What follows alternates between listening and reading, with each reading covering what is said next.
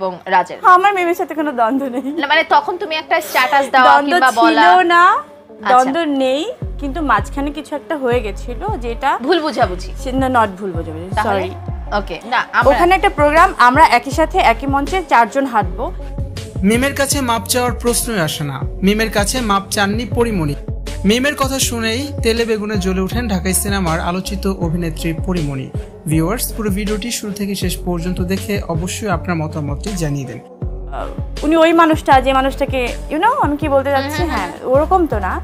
তো আমার তাহলে মনে হলো যে চলো আমরা কাজটা ঠিকঠাক করে করি, বাকি সব এই মুহূর্তে অফ দেই, এই মুহূর্তে সমস্ত কিছু ভুলে যাই, এই কাজটা যাতে পারফেক্টলি হয়। সম্প্রতি হারল্যান্ডের একটি প্রোগ্রামে অভিনেত্রী বিদ্যা সিনহা মিমকে জড়িয়ে ধরতে দেখা যায় পরিমণিকে। শুধুই জড়িয়ে ধরা নয়, মিমকে কিছু বোঝাতেও শোনা গিয়েছিল পরিমণিকে। মিম বলেন পরিমণির একটু পরপর এসেই তার কাছে সরি বলেছে, তার সাথে কথা বলতে চেয়েছে, পেছনের সবকিছু ভুলে যেতে বলেছে। তবে মিমের এই কথার সাথে একমত হতে পারেননি চিত্রনায়িকা পরিমণি।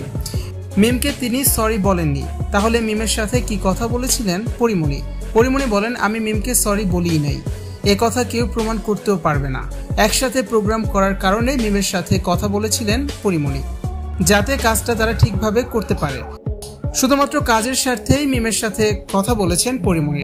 রাজের সাথে মিমের পরকীয়ার বিষয়ে যে স্ট্যাটাস দিয়েছিলেন পরিমণি, সেই অভিযোগে এখনো দাঁড়িয়ে আছেন পরিমণি। তিনি জানান ওটা তার ভুল ছিল না, সরি বলার কোনো প্রশ্নই আসে না, সরি বলা যায় ভুল হলে। চিত্রনায়িকা বিদ্যা সিনহা মিমকে নিয়ে বিস্ফোরক একটি স্ট্যাটাস দিয়েছিলেন ঢাকাই সিনেমার আলোচিত এই অভিনেত্রী। গভীর রাতে সময় অসময়ে রাজকে ফোন দিত মিম। অতিষ্ঠ হয়ে যান চিত্রনায়িকা পরিমণি, আর এরপর থেকেই পরিমণিকে দেখলে এড়িয়ে যেতেন বিদ্যা সিনহা মিম। তবে হারল্যান্ডের প্রোগ্রামে পরিমণি নিজ থেকেই মিমের সাথে কথা বলেছেন, তবে তা শুধু ফর্মাল কথাবার্তাই, এর থেকে বেশি কিছু নয়। একসাথে র্যাম্পে হাঁটবেন যাতে কেউ ঘাবড়ে না যায়, মিমকে ইজি করতেই নাকি তার সঙ্গে শুধু কথা বলেছিলেন পরিমণি।